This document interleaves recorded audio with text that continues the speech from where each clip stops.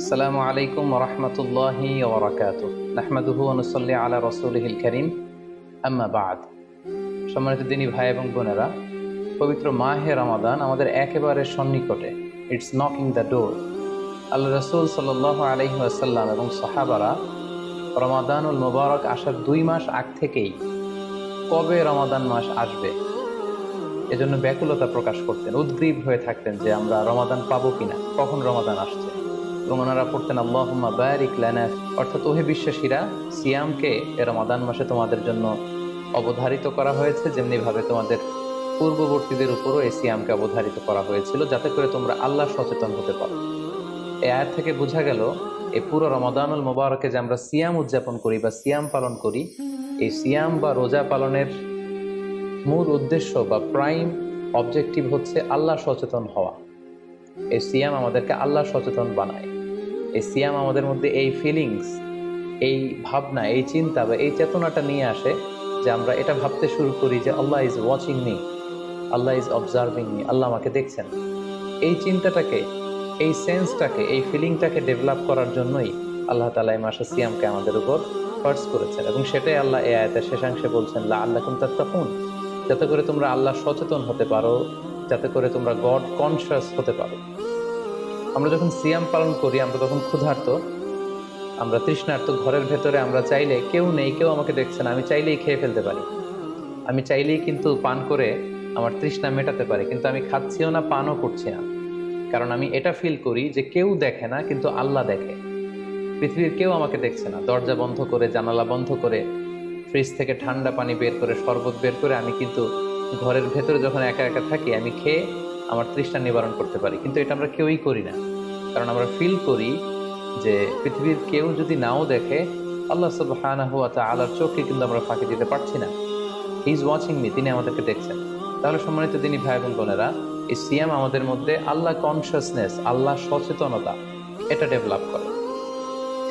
পাশাপাশি সিয়ামের মাধ্যমে আমরা আমাদের প্রবৃত্তির উপর নিয়ন্ত্রণ অর্জন করি।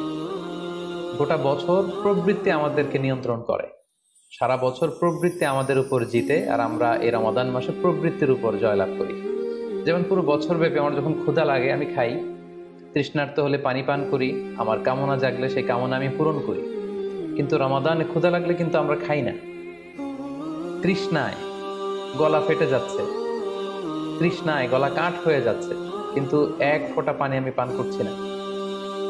সিয়াম পালন করা অবস্থায় দিনের বেলা আমরা যারা বিবাহিত, আমাদের স্ত্রীদের সাথে অন্তরঙ্গ মুহূর্ত আমরা কাটাচ্ছি না। তার মানে আমার যেটা মন চাচ্ছে, আমার যেটা ডিজায়ার, আমার যেটা ডিমান্ড, সেটা আমি ফুলফিল করছি না, অর্থাৎ আমার প্রবৃত্তিকে আমি নিয়ন্ত্রণ করি।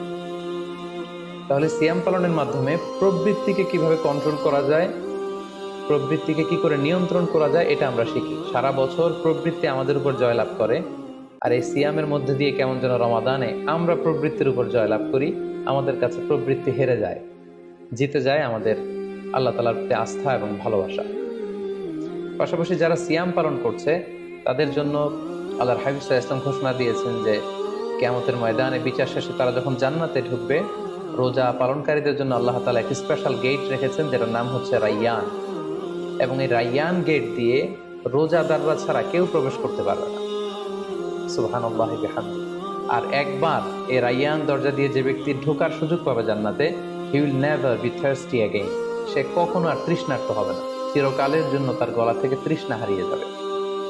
পাশাপাশি আল্লাহ তাআলা ইরশাদ করছেন যে সব আমলগুলোকে সওয়াব বাড়ানো হয় এবং সওয়াবের প্রতিদান বান্দাদেরকে দেয়া হয়, কিন্তু এই সিয়ামের ব্যাপারটা ভিন্ন।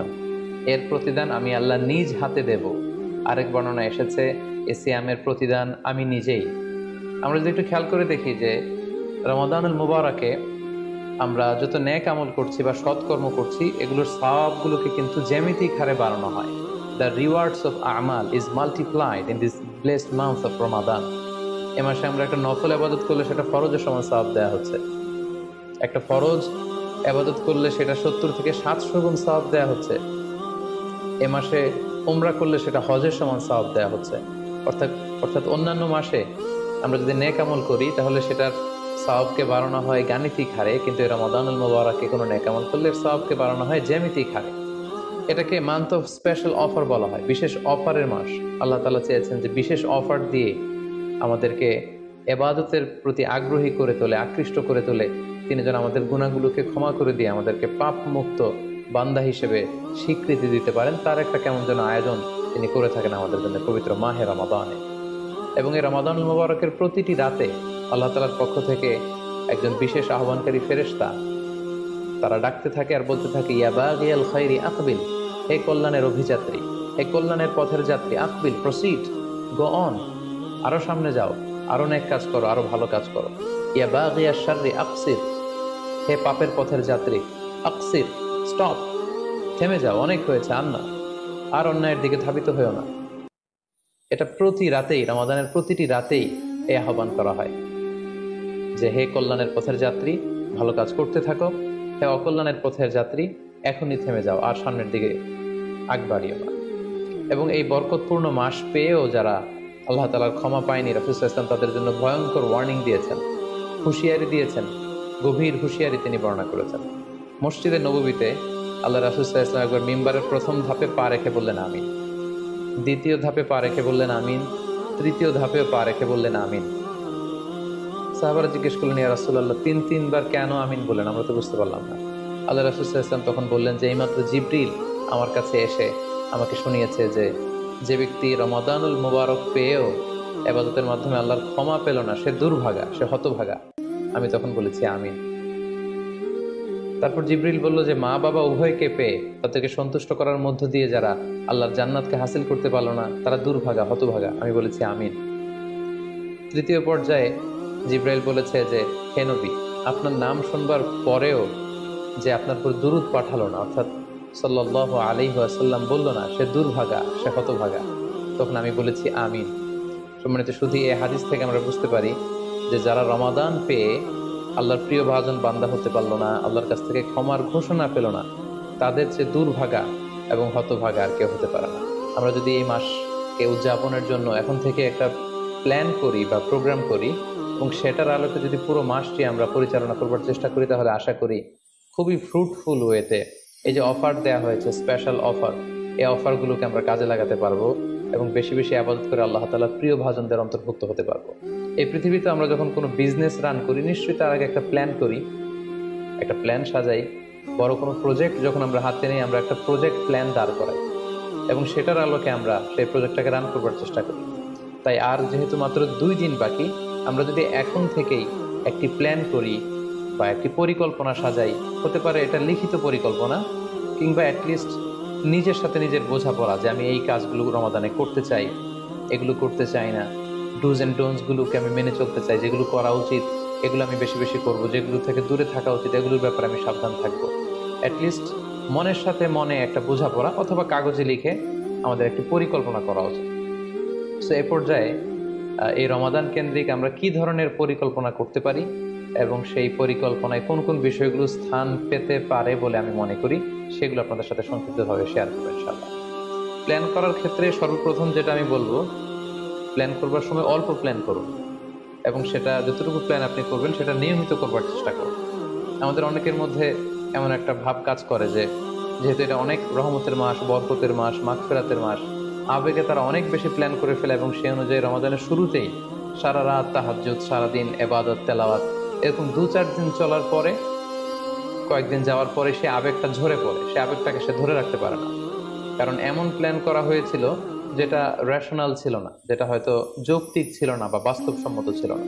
সো প্ল্যান করার ক্ষেত্রে আমার প্রথম পরামর্শ হচ্ছে অল্প প্ল্যান করুন এবং যতটুকু প্ল্যান করবেন সেটা পুরো রমাদান ব্যাপী, হোল দ্য মান্থ লং আপনি সেটাকে পালন করবার চেষ্টা করুন। কারণ আল্লাহ রাসূল সাল্লাল্লাহু আলাইহি ওয়াসাল্লাম বলেছেন, আহাব্বুল আমালি ইলাল্লাহি আদওয়ামুহা ওয়া ইন খাল্লা। আল্লাহ তাআলার কাছে সবচেয়ে প্রিয় আমল হচ্ছে সেটা যেটা মানুষ নিয়মিত করে, যেটা বান্দা রেগুলার বেসিসে করে, যদিও এটা পরিমাণে কম হয়। সো আপনি পরিমাণে যদি কমও করেন, সেটা যদি পুরো রমাদান মাস ব্যাপী একই ধারাবাহিকতায় আপনি ইবাদত করেন, তেলাওয়াত করেন, তাহাজ্জুদ করেন, জিকির আজকার করেন, সাদাকা করেন, দান করেন, এটার যদি একটা ধারাবাহিকতা থাকে, সেই ইবাদতটা আল্লাহ তাআলার কাছে বেশি প্রিয়। তাই প্ল্যানের ক্ষেত্রে আমার সর্বপ্রথম পরামর্শ হচ্ছে অল্প প্ল্যান করুন, স্বল্প পরিসরে প্ল্যান করুন, হাতে গোনা অল্প কয়েকটি বিষয়ের ব্যাপারে আপনি কনসার্ন হন এবং যতটুকু প্ল্যান করেছেন ততটুকু নিয়মিত বাস্তবায়ন করুন। প্ল্যানের ক্ষেত্রে সর্বপ্রথম যেটা আমি বলতে চাই সেটা হচ্ছে পুরো রমাদান মাসে সালাতের ব্যাপারে আমাদেরকে সর্বপ্রথম বেশি সচেতন থাকতে হবে। It's mandatory. 5 ওয়াক্ত সালাত যেন আমরা জামাতের সাথে আদায় করতে পারি, এই বিষয়টা খেয়াল রাখতে হবে। কোনো কারণে যদি জামাত ছুটেও যায়, কাজা যেন না হয়ে যায়। কারণ আমাদের যদি জামাত ছুটে যায়, সালাত যদি কাজা হয়ে যায়, তাহলে আপনার প্রোডাক্টিভিটি কমে যাবে। সো প্ল্যানের ক্ষেত্রে এখন থেকে আমাদের এটা মাথায় রাখতে হবে যে পুরো রমাদান জুড়ে আমরা 5 ওয়াক্ত সালাত জামাতের সাথে আদায় করব। কোনো কারণে জামাত যদি ছুটেও যায়, কোনো নামাজ যেন আমার কাজা না হয়ে যায়, এই ব্যাপারে আমরা সচেতন থাকবার চেষ্টা করব। আমাদের বাংলাদেশের বেশিরভাগ মসজিদগুলোতে যেহেতু 20 রাকাতের সালাতুত তারাবি হয়, আমরা সাজেস্ট করি যে আপনারা 20 রাকাত সালাতুত তারাবি আদায় করুন। অসুস্থতাজনিত কোনো কারণে কারো যদি কম পড়তে হয়, সেটা ভিন্ন ব্যাপার। তবে আমরা 20 রাকাতের কথাই সবাইকে সাজেস্ট করে থাকি, যেহেতু এটা আবাদতের মাস, যত বেশি আবাদত করা যায় ততই এটা কল্যাণকর। তো সেক্ষেত্রে রাকাত বিতর্ক আপনাদেরকে এড়িয়ে চলা উচিত। রমাদান আসলে আমাদের মধ্যে এই শয়তান এই বিষয়টাকে উস্কে দেয় যে তারাবির সালাত কি 8 রাকাত না 20 রাকাত নাকি 12 রাকাত। সো তারাবির সালাত ধীরস্থির ভাবে আদায় করুন, রাকাত বিতর্ক এড়িয়ে চলুন। এটা হচ্ছে একটা বড় ফিতনা। কত রাকাত আপনি পড়বেন আপনার সাধ্য অনুযায়ী আপনি পড়ুন। আমরা 20 রাকাতের কথা সাজেস্ট করি, তবে রাকাত বিতর্কে জড়ানো আমাদের কখনোই